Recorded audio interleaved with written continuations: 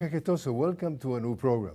On today's show, the separation of children from their parents in the south border and the abuses that those children are suffering, and also the obstacles that the presidency of Trump is putting to the process of obtaining the citizenship with Diego Iñiguez Lopez, Policy and Communications Associate with the National Partnership for New Americans. Diego Iñiguez Lopez, a warm welcome to the program. Thank you. What sort of abuses are you hearing or you witness regarding the children that are being separated from their parents? Sure. So first and foremost, to come to this country and request asylum is a human right, and is a right recognized by international law and recognized by this country's law. The policy of family separation by the Trump administration is a direct violation of that human right. Some of the abuses that we're seeing are in terms of the conditions in family detention, as well as when they're separated in the adult detention center, as well as in the children's facility. But we're also seeing a lot of different abuses regarding the right of the parent to know exactly what they're signing, the right for that family to proceed with their case for asylum or other form of immigration relief, as well as the Trump administration's second and continued failure to comply with the court order to reunite those families. There's still hundreds of families that haven't been reunited. The administration is saying that some of them are ineligible, providing sparse details on why exactly they are, quote, ineligible. So the continued policy of family separation is violating all kinds of human rights. You've been in one of those detention centers. Tell us about your experience. Sure. So I was in the South Texas Family Residential Center in Dilley, Texas, as part of the GATA Family Detention Pro Bono project that had the aim of freeing those families from family detention and guaranteeing that they could proceed with their claim for asylum or other form of immigration relief. What did you see? We saw all kinds of abuses. Medical neglect, coercion, misinformation from ICE officials, mistreatment, abuse in the hieleras or pereras, so-called, by Customs and Border Protection officials. In English? What that means? This is ice boxes or hounds or dog cages, which is how the officials describe the conditions in which they put asylum-seeking families when they reach the United States and they're placed in detention. After that, they were transferred to the detention center where I met a lot of these families, and they would tell us a lot of these abuses. One of the things that I saw was the violation of their right to seek asylum. Hundreds of cases of asylum-seeking families, mothers and children, who came to ports of entry and presented themselves to Customs and Border Protection officials and requested asylum, told that official that they're fleeing from violence, domestic violence, they need asylum from their country, and instead of, according to federal law, allowing those families to pursue their claims for asylum, they rejected them and told them to go back to their country, and that Donald Trump is no longer accepting asylum cases. They're lying. They're lying, they're violating the law. And this is something that happens every day at the border and in ICE detention facilities within the country. We are hearing, for example, we're talking about American networks. So we're getting from the inside source, meaning that if you're watching this from overseas, this is reported in the US by US networks, that, for example, the abuses of these children separated from their parents, they are being threatened, like, if you don't behave, we are going to stay here forever. That they're giving them medicines, psychotropic medicines, without their parents' permission. That in another cases, they're asking them to clean bathrooms and clean the floors like if they were maids. In another cases, that they were putting a couple of children in front of the border and say, now you walk back to Mexico, and so on and so forth. And the NBC network say, if this type of incidents that they call themselves children or child abuse will happen in countries in Latin America, for example, say that Venezuela, that we are hearing all the time things about Venezuela, that will be an international incident and crisis done by the Americans. So much so, they say that in the case the U.S. sent a special team to recover, to come back with 11 children in another part of the world. They deployed a fantastic operation, and here we're seeing that we have hundreds of children that they then separate from their parents, and this is going on.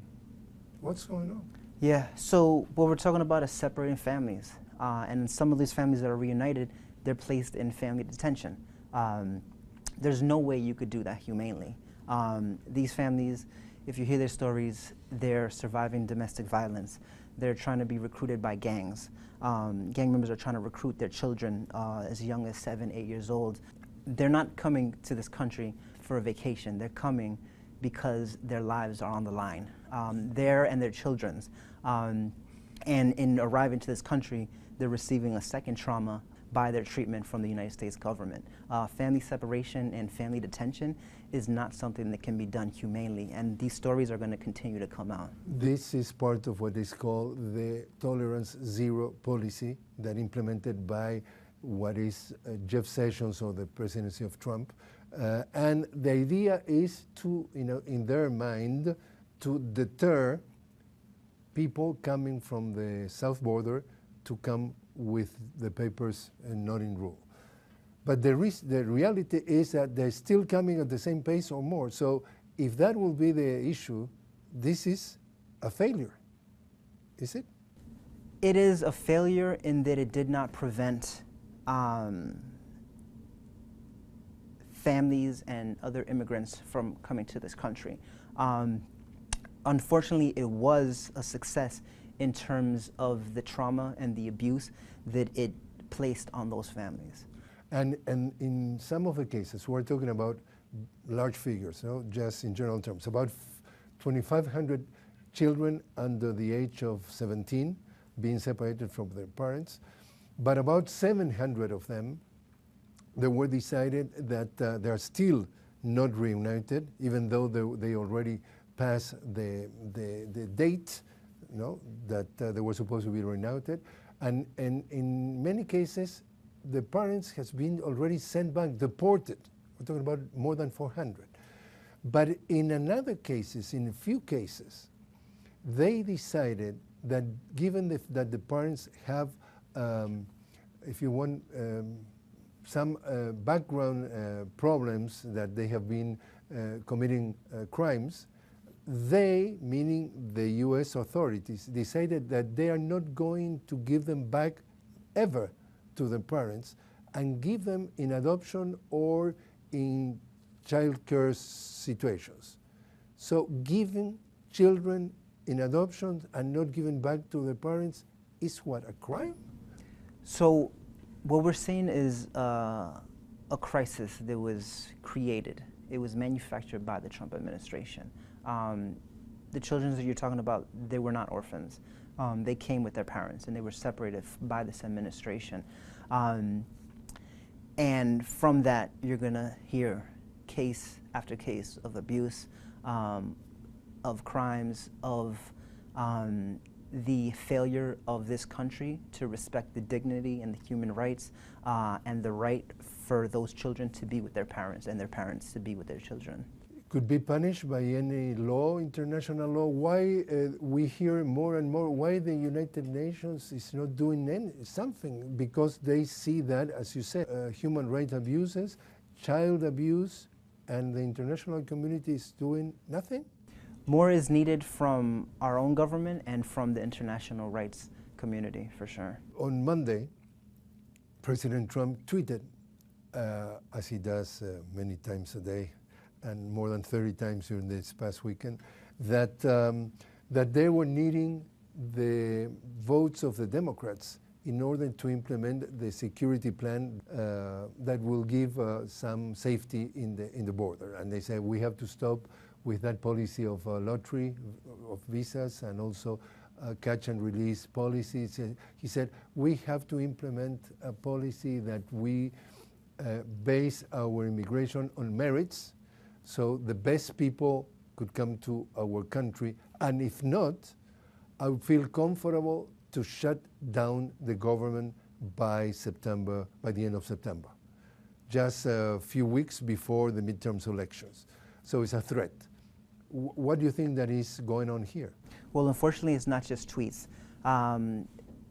A law that would provide the budget for the Department of Homeland Security passed the committee in the House of Representatives and is set to be voted upon by the entire House in September, which provides funding for the wall, which provides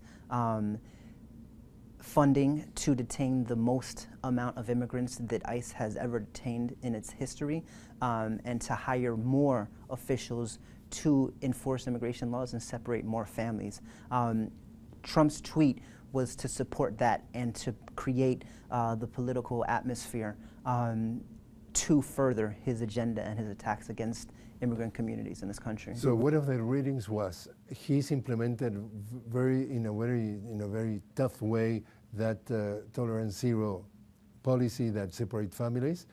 They say that if the Congress will give him the money for building the wall, he eventually could consider the possibility to give them some dreamers the solution, the way to citizenship. Now it's being not discussed anymore, the story of the dreamers.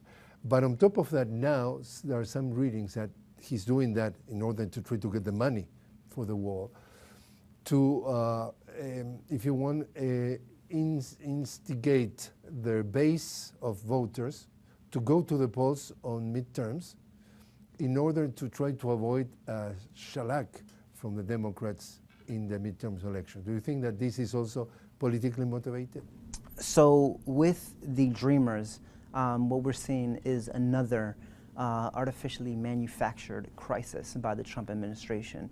It was Trump who rescinded deferred action for childhood arrivals. And last year, he tried to hold Dreamers hostage as a means of getting funding for the border wall. And now he's threatening to hold the entire country and the operation of this government hostage in order to get the wall. And he does this because he sees immigration as a winning issue for himself and for his political party. What he is proposing to the public serves no benefit to them. By detaining families, by separating families at the border and in the country, by creating a system that detains and deports immigrants and attacks them and underappreciates their contributions to this country and to their communities, that doesn't benefit anyone.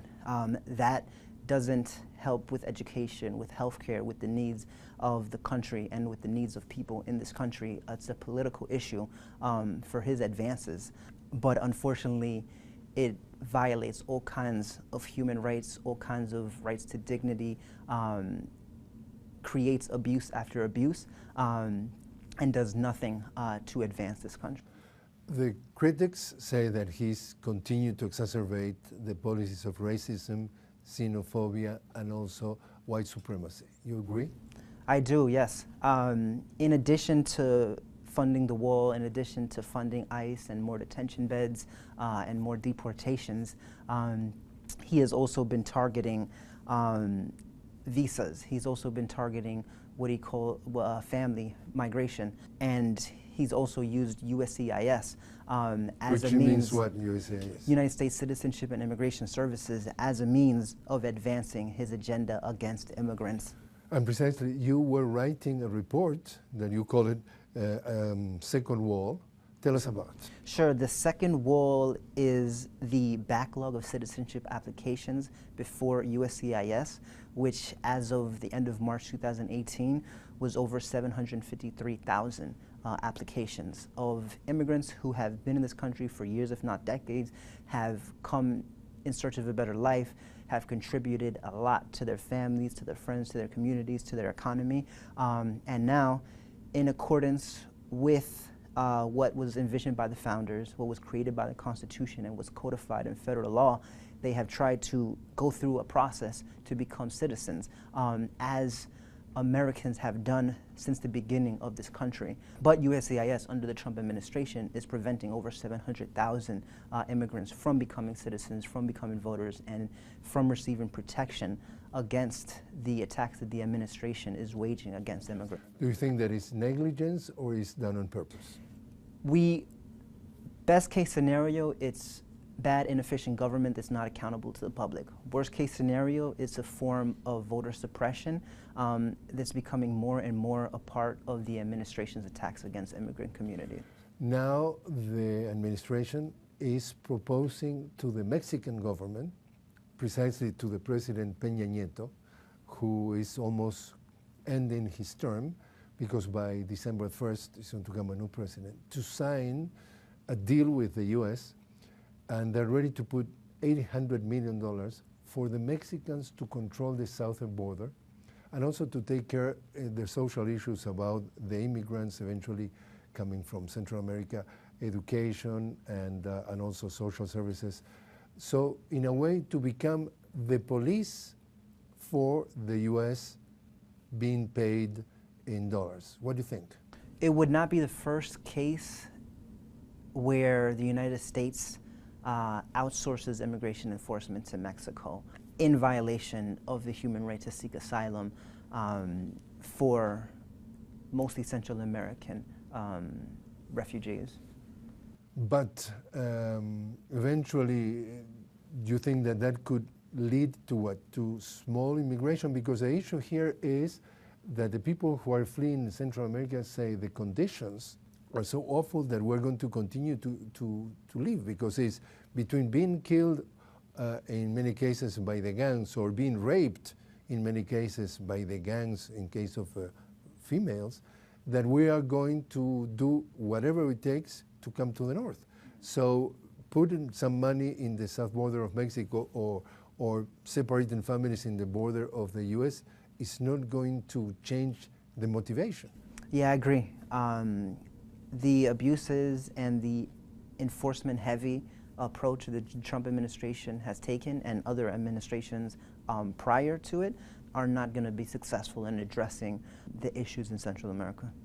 And in cases that we have been talking to people who basically disagrees with the philosophy of the U.S. that the problem of the immigrants start here in the border.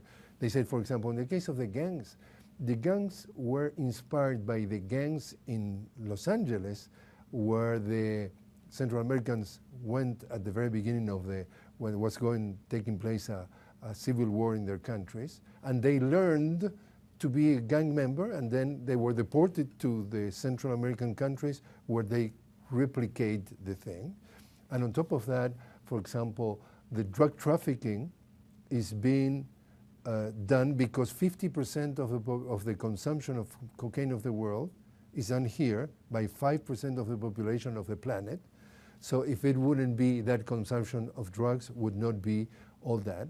So they say that in reality, the basis of the problem in a large percentage is being created by the U.S. and the U.S. policies. Yeah, U.S. foreign policy in Latin America has created refugees and has created flows of migrants who have to come to the United States as a question of basic survival. And do you think that is perverse in terms of ones that come here because they don't have another choice are being exploited like modern slavery and being pointed out like the basically responsible of all the problems of the country, like exploitation, like schools being filled, hospitals being filled, coming to steal our jobs, and so on, and raping people like Trump says? Absolutely. The immigration policies of Trump scapegoat immigrants, and it totally turns a blind eye to how immigrants have been a part of this country since the beginning, and today are part of our communities, are part of our families, and are part of what make this country great. You were mentioning just a few minutes before about a letter that has been sent to the head of the immigration service. Tell us a little bit with more details about what's going on. Sure. Nearly 50 mayors and county executives sent a letter to USCIS demanding action. Which means U.S. United States Citizenship and Immigration Services. So they sent the letter to the director of USCIS demanding action on the second wall of citizenship applications, demanding that the director reduce the backlog and reduce the waiting time down to 6 months. It's part of a growing coalition of elected officials, community partners, and people in the country who are standing up and demanding the USCIS tear down the second wall. What your organization is doing on top of that? Sure. The National Partnership for New Americans launched a campaign to tear down the second wall on July 2nd. It started with a report revealing the backlog of over 700,000 citizenship applications before USCIS. A letter by over 50 representatives was sent to USCIS scrutinizing the backlog. We're growing a coalition of elected officials and community partners, and we're going to be filing a Freedom of Information Act request next week, demanding answers and demanding documents from USCIS regarding why the backlog is so large and how they're allocating resources. The president is a Republican, the majority of the Senate is Republican, the majority of the House of Representatives is Republican, and we have seen that sort of atmosphere against, if you want, immigrants, or especially immigrants coming from Latin America. Do you think that if eventually the Democrats could win one of the two chambers, something could change? It's very possible. But the elected officials that we have now are supposed to represent the country. And I do not believe that the people of this country support such extreme and abusive policies that are being implemented by the administration and being with Congress. Sometimes they're not doing enough as far as oversight. If you want to be skeptical, those, you say that they will represent the people of the Congress. But for example, the private prisons and detention centers, 70% of them are private. They are getting huge profits. They are donating money to the congressmen to finance their campaigns. And some of the people who live in this country and expect a reform, basically an immigration reform, dream that they're going to get the path to the citizenship.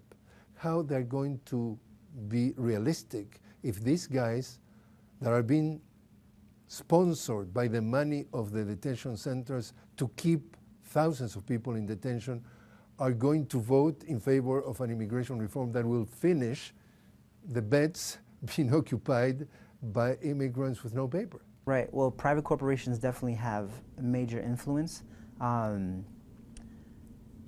But what we're seeing is that when the public knows of what's happening in those detention centers, they know of the abuses that immigrants face, they stand up and they reject it. And so how optimistic are you about that something could change in the coming future? I'm very optimistic. The political atmosphere is very dire, and working on immigration issues, you hear every day a new abuse, a new policy that's going to harm thousands of immigrants and thousands of people in this country. But organizing and through the collective will of the people, we can change that. Diego Iñiguez Lopez, thanks very much for joining us. Thank you.